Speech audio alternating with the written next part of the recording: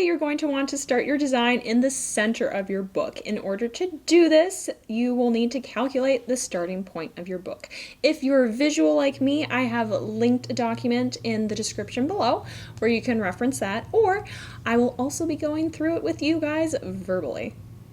To determine on which page to begin folding, you must first calculate how many foldable pages are in your book. Most books have numbered pages, yet oftentimes not all of the foldable pages in a book are numbered.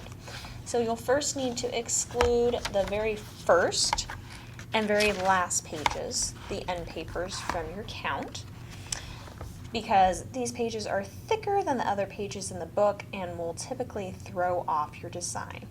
Go to the very last numbered page in your book to start determining your count, which in this book is page 189.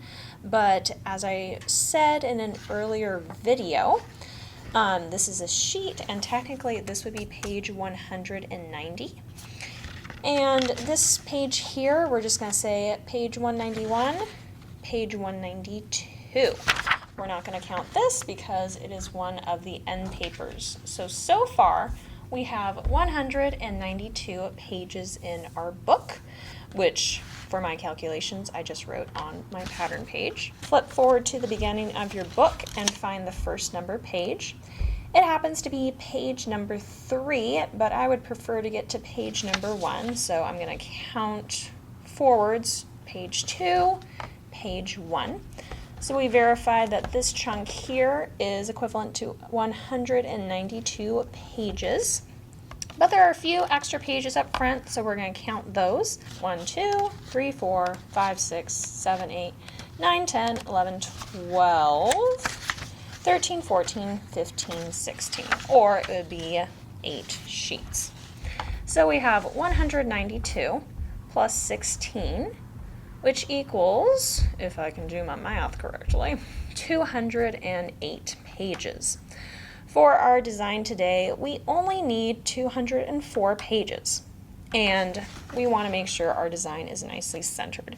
It's not as big of a deal for this project since there's only a few extra pages, but to get in proper practice, let's go ahead and go through the procedure. So we're going to subtract from the total number of foldable pages we have the number of pages we need for our book folded project here, which is 208 minus 204, giving us an extra of 4 pages. Now we haven't converted these to sheets or leaves, so I'm going to go ahead and divide 4 by 2, giving us 2 pages on either side. If you divide that again, it gives you 1 sheet on either side. Remember, we're not using this end paper because it's thicker, so we're not counting this one in our foldable pages. We're going to count 1 sheet, so our starting point will be on this page right here. For part 5 in our video series, we are going to go over how to measure and mark your pages.